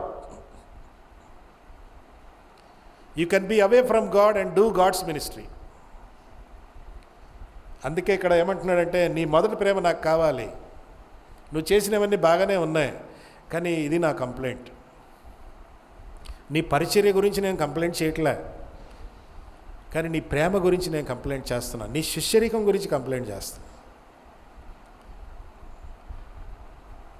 FSC పత్రికను కొంచెం మనం అర్థం చేసుకోవడానికి ప్రయత్నం చేద్దాం. ఈ యొక్క పత్రికను రకరకాలుగా నేను విభజించాను. ఒక విభజన ఏంటంటే, 1 నుండి 3 అధ్యాయాలు చెప్పుట, 4 నుండి 6 చేయుట, థియరీ అండ్ ప్రాక్టీస్. ఇది నేను 6-7 గంటలు టీచింగ్ చేస్తాను బైబిల్ స్కూల్లో. అయితే నేను క్లుప్తంగా పరిచయం చేయడానికి ప్రయత్నం చేస్తాను. ఈ యొక్క పత్రికను మనం 2 విధాలుగా చూడొచ్చు. మొదటి 3 అధ్యాయాలు అన్నీ చెప్పుకోవటం మన గురించి. అయితే 4వ అధ్యాయం నుండి చేయమంటున్నాడు దేవుడు. మొదటి 3 అధ్యాయాలు బాగా చెప్పుకున్నావు, నీ గురించి పొగడేసుకున్నావు, నీ గురించి చాలా చెప్పుకున్నావు, కానీ ఇప్పుడు టైం వచ్చింది ఏంటంటే, ఇప్పుడు చెయ్యాలి. Don't be a theory Christian, let us be a practical Christian. మన సంఘాల్లో థియరీ క్రిస్టియన్స్ ఎక్కువైపోయారు, చెప్పుకుండే వాళ్ళు ఎక్కువైపోయారు, చేసేవాళ్ళు తక్కువైపోయారు. చెప్పుకుండే వాళ్ళు విశ్వాసులు, చేసేవాళ్ళు శిష్యులు. Theory Christians are believers, practical Christians are disciples. Practice, ఆ ప్రాక్టీస్ ఏంటో చూద్దాం త్వరగా. సో ఇక్కడ మరొక సూత్రం వస్తుంది. ఏంటి శిష్యరిక సూత్రం? ఏంటి శిష్యరిక సూత్రం? ఏంటంటే, చెప్పుట కన్నా చూపించుట ప్రభావితం. చూపించాలి. యేసయ్య నన్ను క్షమించాడు బ్రదర్ అంటావు, కానీ నీవు క్షమాపణ అనేది వేరే వారికి అందిస్తున్నావా? Experiencing forgiveness, yes, extending forgiveness. You have experienced forgiveness, but do you extend forgiveness to others? అది చేయుట. దేవుని ప్రేమను అనుభవించాను, ఇప్పుడు దేవుని ప్రేమను చూపిస్తున్నావా? దేవుని నమ్మకత్వాన్ని అనుభవించాను, ఇప్పుడు దేవుని నమ్మకత్వాన్ని ప్రాక్టీస్ చేస్తున్నానా? నా భార్య ఎడల భర్త ఎడల నమ్మకంగా ఉంటున్నానా? అందుకే శిష్యరికం అనేది చాలా డిమాండింగ్ అండి, చాలా డిమాండింగ్. మన సంఘాల్లో చాలా థియరీ క్రైస్తవులు ఎక్కువైపోయారు. శిష్యత్వపు ప్రక్రియలో ఇది సాధ్యం, కేవలం విశ్వాసిగా ఉంటే ఇది సాధ్యం కాదు. కొంచెం ముందుకు వెళ్దాం. దీన్ని మరొక విధంగా కూడా నేను డివైడ్ చేశాను. ఈ యొక్క పత్రికను 3 ఈ విధంగా కూడా చూడొచ్చు. క్రీస్తు లేని జీవితము, క్రీస్తు కలిగిన జీవితము, క్రీస్తు కొరకైన జీవితం. Life without Christ, life in Christ and life far Christ. ఈ 3వ పాయింటే శిష్యరికం. క్రీస్తు లేకుండా, రక్షణ లేకుండా నేను భ్రష్టుడిగా ఉన్నాను. అయితే ఇప్పుడు క్రీస్తును కలిగి ఉన్నాను, రక్షించబడ్డాను కాబట్టి క్రీస్తును కలిగి ఉన్నాను. 3వది ఏంటంటే ఇప్పుడు నేను క్రీస్తు కొరకు జీవించాలి. అది శిష్యరికం. క్రీస్తును కలిగి ఉన్నాననేది విశ్వాసి, క్రీస్తు కొరకు జీవిస్తున్నానన్నవాడు శిష్యుడు. దానికి దేనికైనా తెగిస్తాడు. ఓకే, ఇప్పుడు దీన్ని మళ్ళీ కొంచెం చూద్దాం. సూత్రం ఏంటి? క్రీస్తు లేని జీవితము, క్రీస్తు కలిగిన జీవితము, క్రీస్తు కొరకైన జీవితము, ఇవన్నీ కూడా చూస్తే మరొక శిష్యరికము సూత్రం వస్తుంది. ఏంటది? క్రీస్తు కలిగి ఉండుట మాత్రమే కాదు, క్రీస్తు కొరకు జీవించాలి. మారు మనసు వరకే మన క్రైస్తవ్యం పరిమితం చేసుకోకూడదు. మారు మనసు పొందడం అంటే విశ్వాసి అవటం. కానీ మనం అక్కడి నుంచి ఎక్కడికి వెళ్ళాలి? క్రీస్తు కొరకు జీవించాలని సిద్ధపడాలి. పౌలు గారు మారు మనసు పొందిన తర్వాత క్రీస్తు కొరకు జీవించాడు, నష్టపోయాడు, శ్రమలు పొందాడు, ఎన్నోసార్లు దాదాపు ప్రాణం కోల్పోయిన పరిస్థితులు వచ్చాయి. 2 కొరింథీలో పెద్ద లిస్టు రాశాడు. ఇవన్నీ నేను అనుభవించాను, ఈ శ్రమల గుండా వెళ్ళానంటాడు. ఎందుకంటే ఆయన క్రీస్తును కలిగి ఉండడమే కాదు, ఆ రోజు దర్శనం వల్ల మారు మనసు పొందడం వరకే కాదు, దమస్కు అనుభవం వరకే ఆగిపోలేదు. ఆయన క్రీస్తు కొరకు జీవించాడు. పౌలే కాదు, చాలా ఉన్నారు సంఘ చరిత్రలో. అది శిష్యరికం వల్లనే సాధ్యం. ఈ యొక్క ఎఫ్ఎస్సి పత్రికను నేను ఇంగ్లీష్లో రాస్తున్నాను. దానికి ఈ 3 మాటలు, ఈ 4 పదాలు వాడాను. ఈ పత్రికలో maker, material, model and maintenance అంటే దీనికి 2వ అధ్యాయము 10వ వచనాన్ని ఆధారం చేసుకుని నేను ఈ పాయింట్లు రాశాను. 2వ అధ్యాయము 10వ వచనములో, మరియు వాటి యందు మనము నడుచుకొనవలనని దేవుడు అనేవాడు మేకరు, సృష్టించువాడు. 2వది మనమే ఆ మెటీరియల్. ఈ మన మెటీరియల్ని దేవుడు వాడి ఏం చేస్తాడంట? మోడల్ ఏంటి? సత్క్రియలు చేయుటకై, అది మన మోడలు. ఆ తర్వాత ఏమంటాడంటే, ఆయన చేసిన పనివారమై ఉన్నాం కాబట్టి మనల్ని మనము జాగ్రత్తగా చూసుకోవాలి. మెయింటెనెన్స్. అయితే నేను అది ఎక్కువ మాట్లాడను, కొంచెం ముందుకు వెళ్దాం. ఈ యొక్క 2:10లో వాటి యందు మనము నడుచుకొనవలెను, సత్క్రియలు చేయుటకై ఆయన పని అయి ఉన్నాము. 3 పాయింట్లు అక్కడ వస్తున్నాయి. శిష్యరికంలో ఇవి మరొక విషయం మనం గమనిస్తున్నాం. ఏంటంటే దేవుడు మనల్ని ఎందుకు రక్షించాడు? ఒక దేవునికి ఇష్టమైన జీవితం జీవించడానికి. కాబట్టి వాటి యందు మనము నడవాలి. ఎందుకు నడవాలి? వాటి ద్వారా సత్క్రియలు బయటికి రావాలి. అందుకే ఆయన పని అయి ఉన్నాము. ఆ కార్యాలు ఆయన చేస్తాడు మన ద్వారా. మన సొంత ప్రయత్నాలతో ఏం చెయ్యం.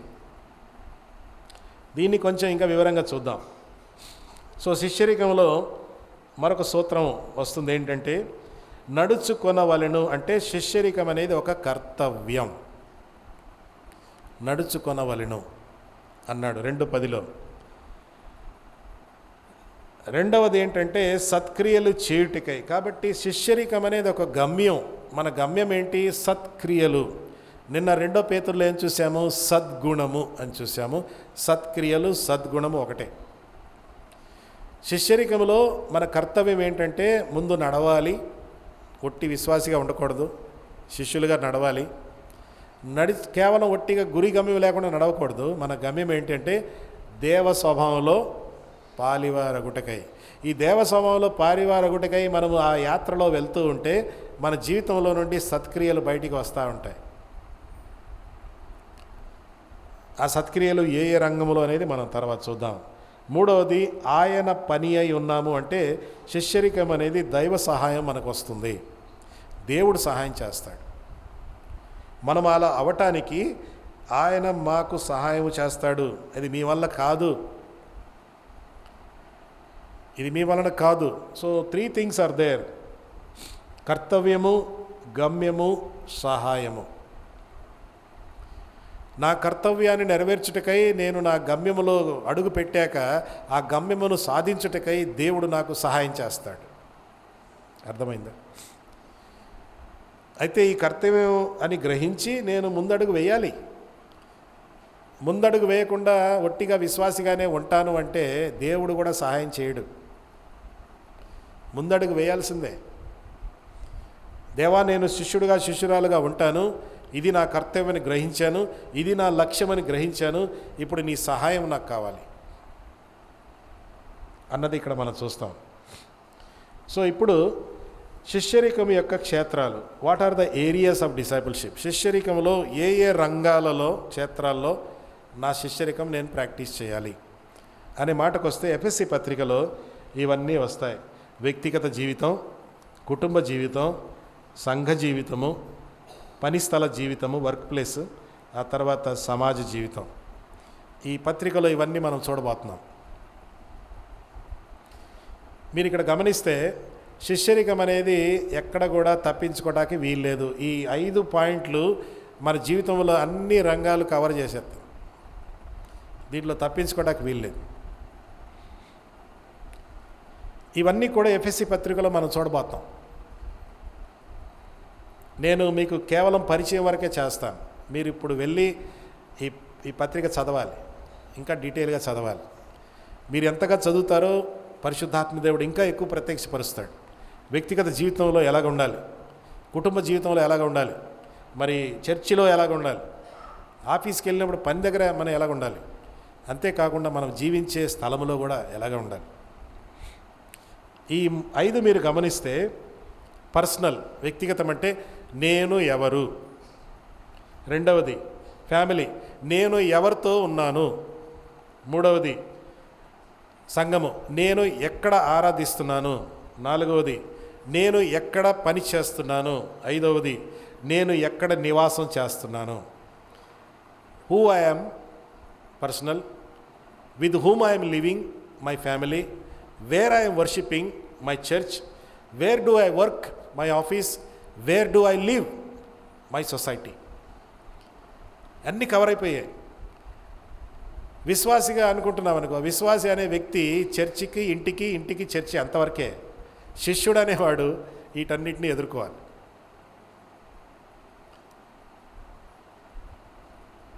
ఇవన్నీ ఎదుర్కోవాలంటే మనము ముందు ఇది ఒక కర్తవ్యం అని గ్రహించాలి, ఇది ఒక గమ్యం అని గ్రహించాలి, దేవుని యొక్క సహాయం నాకు ఉంది అని గ్రహించాలి. అప్పుడే ఇవన్నీ సాధించడానికి దేవుడు సహాయం చేస్తాడు. ఇక్కడి నుంచి కొంచెం ఇంకా డీటెయిల్గా వెళ్దాం.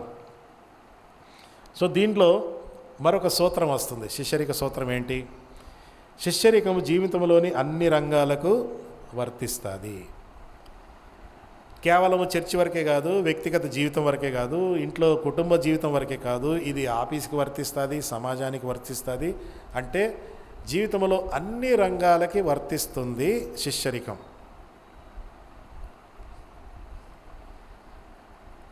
చర్చి నుండి బయట అడుగు పెట్టిన వెంటనే అసలు నీ శిష్యరికం అక్కడే మొదలవుద్ది. చర్చిలో పెద్దగా చెప్పుకునేది ఏం లేదండి. కానీ ఇందాక మనం ఏం చూసాము, ముందు శిష్యరికము చర్చిలో ప్రాక్టీస్ చేసాక అప్పుడు బయటికి వెళ్ళామనుకో, బయట కూడా దాన్ని అభ్యాసం చేయడం పెద్ద కష్టంగా ఉండదు. అసలు ముందు చర్చిలోనే దాన్ని సరిగా చేయనప్పుడు బయటికి వెళ్తే ఇంకా కష్టంగా ఉంటుంది. సో ఈ పత్రికలో కొన్ని విషయాలు చూద్దాం. శిష్యరిక సూత్రము, మరొక సూత్రం అక్కడ నేను నేర్చుకుంది ఏంటంటే, దేవుడు అన్నిటికీ ప్రభువు కాకపోతే దేనికి ప్రభువు కాదని అర్థం. ఇంగ్లీష్లో ఒక ఇలా statement, if Jesus is not lord of all, is not lord at all. ఆయన అన్నిటికీ దేవుడు కాకపోతే దేనికి దేవుడు కాదు.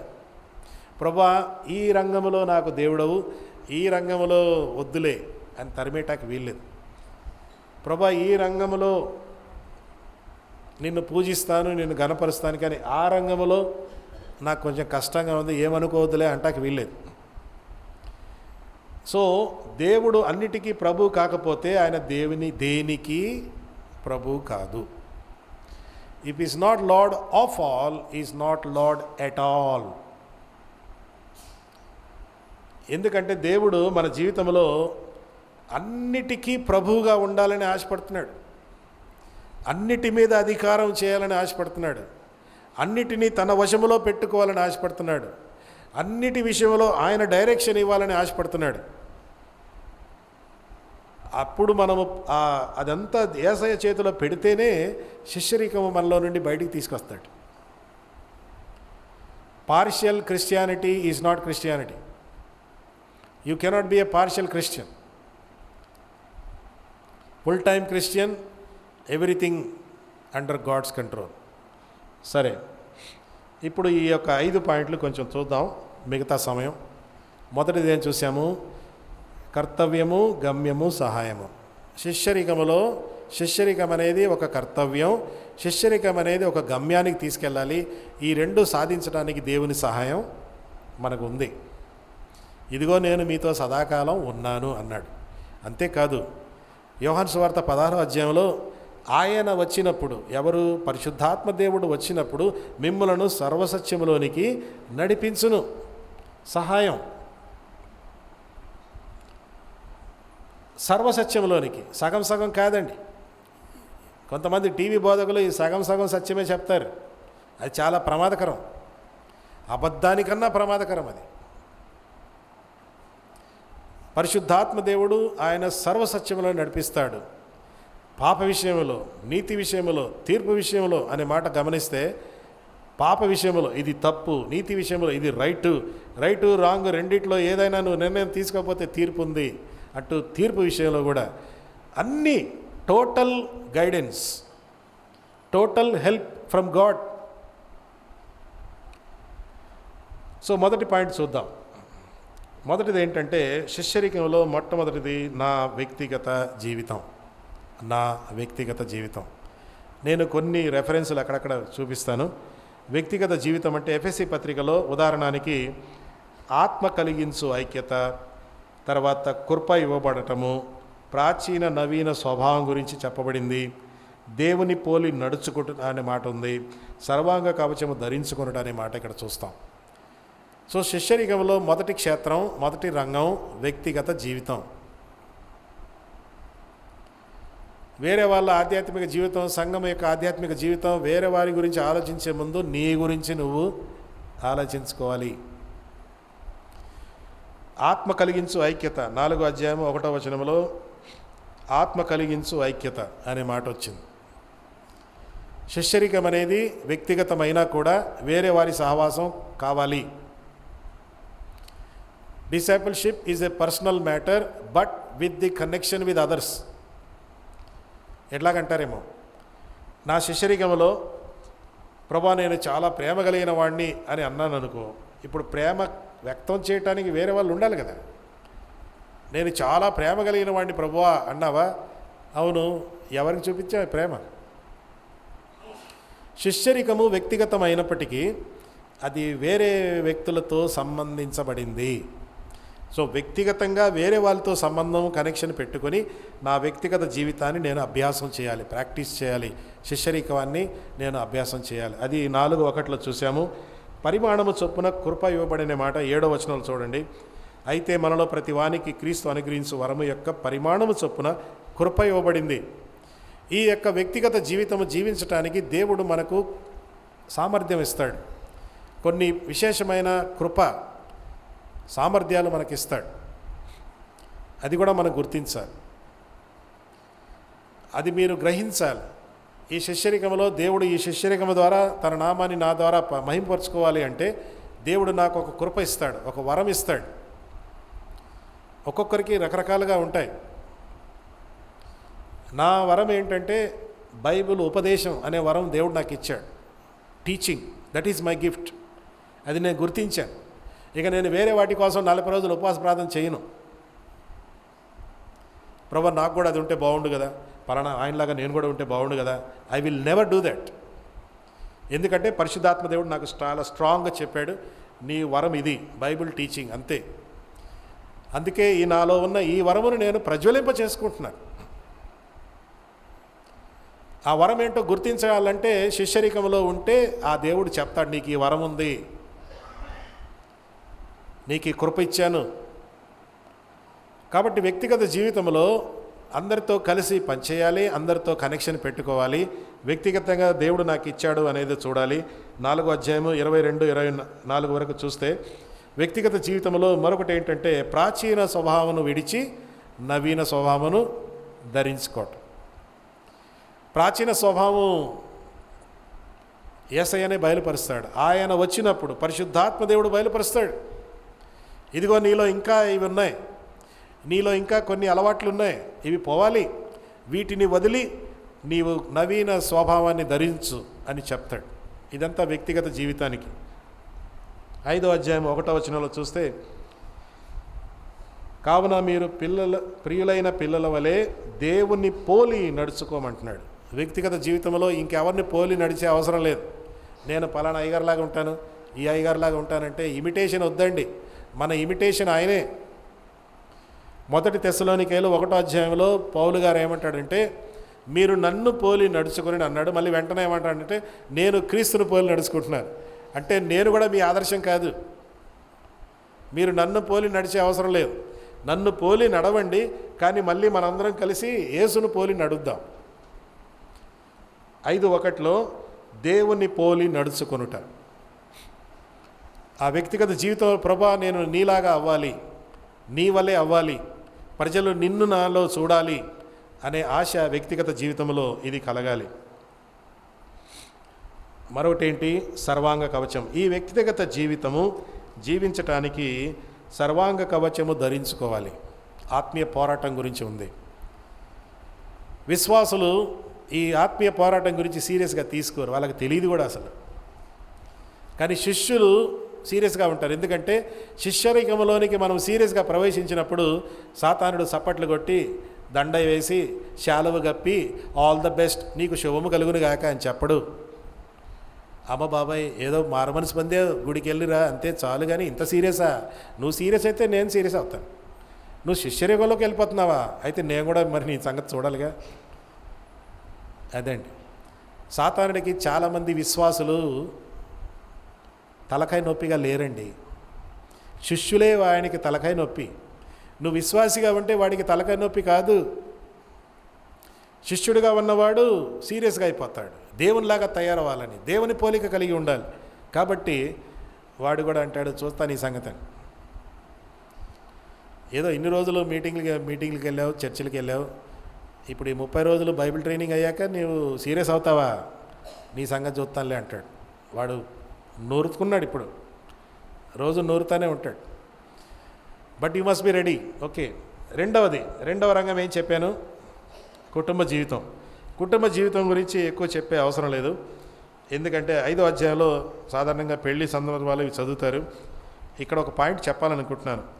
భర్తలారా అన్నాడు, భార్యలారా అన్నాడు, పిల్లలారా అన్నాడు. ఇవన్నీ కుటుంబ కోణం. శిష్యరికంలో కుటుంబ కోణం వచ్చింది. శిష్యరికంలో వ్యక్తిగత కోణం చూసాము, ఇప్పుడు శిష్యరికంలో కుటుంబ కోణం కూడా ఉంది.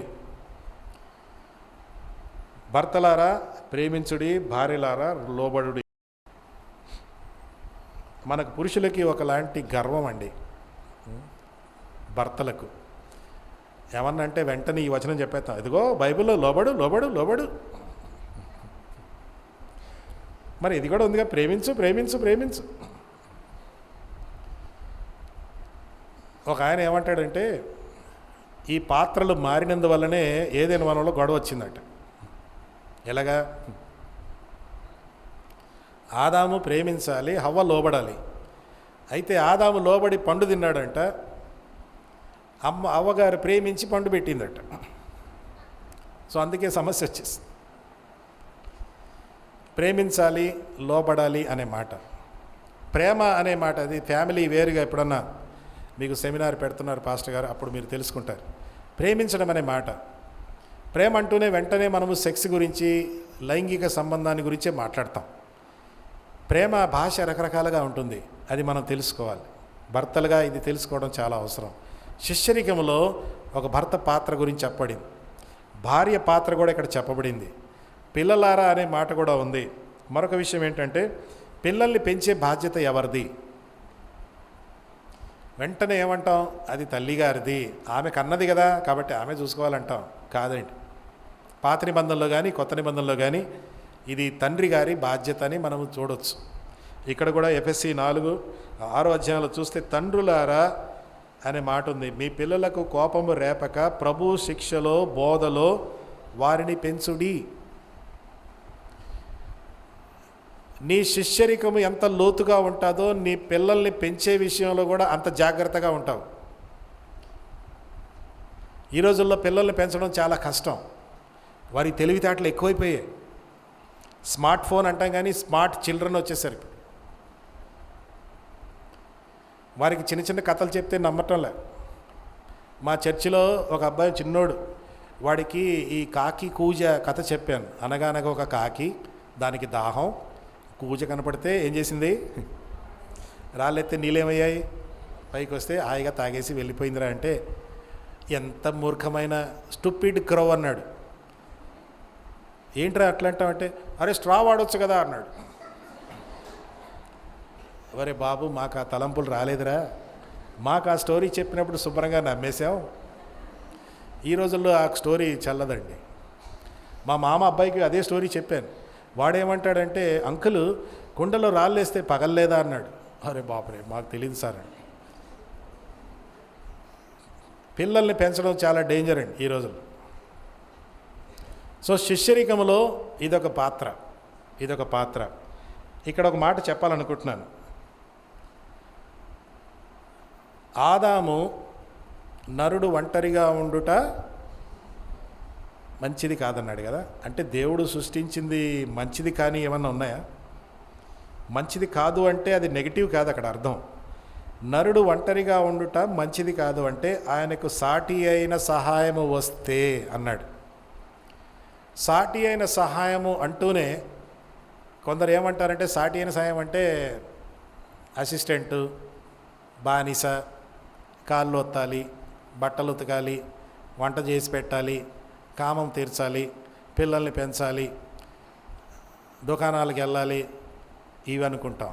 సాటి అయిన సహాయం అని తెలుగులో ఉంది కానీ హీబ్రూ పదం వాడబడిన హీబ్రూ పదం ఏంటంటే ఎజర్ అనే పదం వాడబడింది. ఎజర్ పని అర్థం ఏంటంటే సహాయకురాలు అనే అర్థము. అసలు అర్థం ఏంటంటే సంపూర్ణము చేయు వ్యక్తి, somebody who completes you.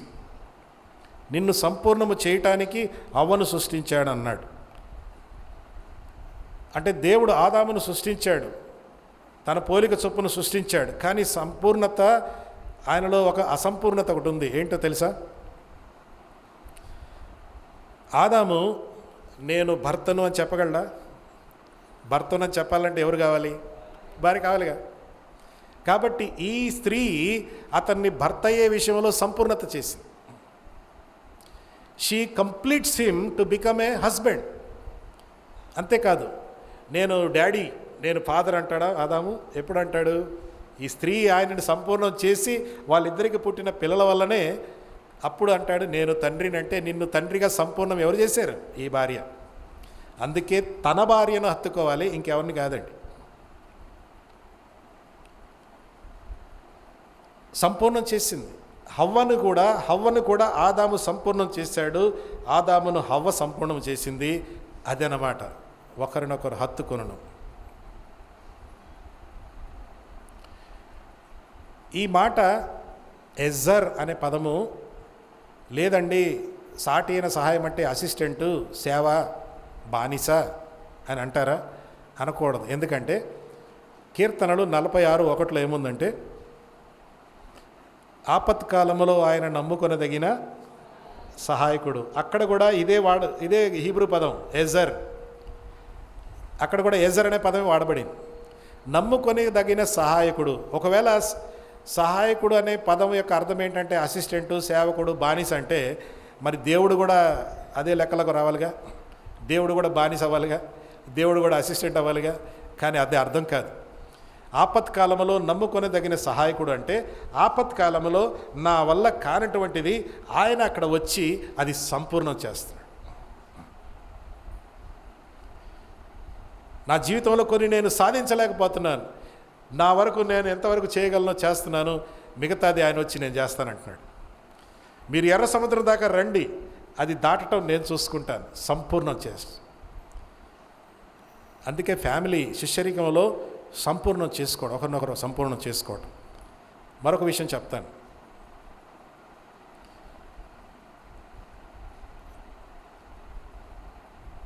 Morning family prayer ఉండాలి, అందరూ సండే స్కూల్కి వెళ్ళాలి అన్న ఆదేశం తల్లి ఇస్తే బాగుంటుందా, తండ్రి ఇస్తే బాగుంటుంది? తండ్రి గారు ఇస్తే బాగుంటుంది. ఇదిగో ఉదయం 7 గంటలకు ఫ్యామిలీ ప్రేయర్ ఉంటుంది, ఆదివారం అందరూ గుడికి వెళ్ళాలి, సాయంత్రం మళ్ళీ ఫ్యామిలీ ప్రేయర్ ఉంటుంది అని తండ్రి గారు ఆదేశం ఇస్తాడు. కానీ తండ్రి గారు ఆఫీస్కి వెళ్ళి ఆలస్యంగా వచ్చాడనుకో, అప్పుడు తల్లిగారు ఏం చేస్తుంది? ఈ ఆదేశాన్ని సంపూర్ణం చేస్తుంది. అది సంపూర్ణం. ఇదిగో డాడీ చెప్పాడు రండి కూర్చోండి, డాడీ చెప్పాడు గుడికి వెళ్ళాలట రండి. అదండి సంపూర్ణం చేసుకోవడం అంటే. సాటి అయిన సాయం అంటే అసిస్టెంట్ కాదు, కాళ్ళ కింద తొక్కేటకు కాదు, కాళ్ళు ఒత్తటకు కాదు, సేవ చేయడం కాదు, వెట్టి చాకరీ చేయటం కాదు, సంపూర్ణం చేయటం. అది ఆ శిష్యత్వం. సో సాటి అయిన సహాయం అనే మాట ఇక్కడికి వచ్చేసింది. మనము ఇక్కడికి ఆపేసుకుందాం, రేపు కంటిన్యూ చేద్దాం, సరేనా? ఇంకా ఎన్నున్నాయి? వ్యక్తిగత జీవితం, కుటుంబ జీవితం అయిపోయింది. రేపు సంఘములో నా శిష్యరికం ఏంటి, సంఘం ఎడల నా శిష్యరికం ఏంటో రేపు మనం చూద్దాం. దయచేసి రండి, మిస్ అయిపోతే మీరు మిస్ అయినట్టే. రేపు మనది లాస్ట్ ఎపిసోడ్ కాబట్టి అది మనం అర్థం చేసుకోవడానికి ప్రయత్నం చేద్దాం. ఇంకా చాలా ఉంది చెప్పడానికి, అయితే ఇప్పటికి ఆపేద్దాం. ఈరోజు మనం ఏం చూసామంటే, మరి సంఘం యొక్క ముఖ్య ఉద్దేశం దేవునిని మహింపరచుట, ప్రకటించుట అనేది లాస్ట్ ఐటమ్, పరిపక్వత అనేది సెకండ్ ఐటమ్. విశ్వసించిన తర్వాత పరిపక్వతలోకి రావాలి, పరిపక్వతలో ఉన్నాక దాన్ని సంఘములో దాన్ని అభ్యాసం చేయాలి. ఇవన్నీ చేశాక అప్పుడు సంఘం బయటికి వెళ్ళి సువార్త ప్రకటిస్తే ఫలం ఉంటుంది. ఎఫెసీ పత్రికలో మనం ఏం చూసాము? సత్క్రియలు చేయుటకై 3 మాటలు, ఇది మన కర్తవ్యం, ఇది మన గమ్యం, దీనికై దేవుని యొక్క సహాయం. ప్రార్థన చేసుకుందాం. యేసయ్యా నీకు వందనాలు. మేము శిష్యులంగా ఉండాలని, మా జీవితంలో అన్ని రంగాల్లో అన్ని క్షేత్రాల్లో విశ్వాసులంగా ఉండాలని మీరు ఆశిస్తున్నారు. మాకు సహాయం చేయండి. మేము కేవలం విశ్వాసులుగా ఉండకుండా శిష్యులుగా ఉండటానికి సహాయం చేయండి. మీరు సహాయం చేస్తారని వాగ్దానం చేశారు కాబట్టి మీ సహాయముతో మా వ్యక్తిగత జీవితము, కుటుంబ జీవితాల్లో శిష్యరికమును అభ్యాసం చేయుటకును మాకు సహాయం చేయండి.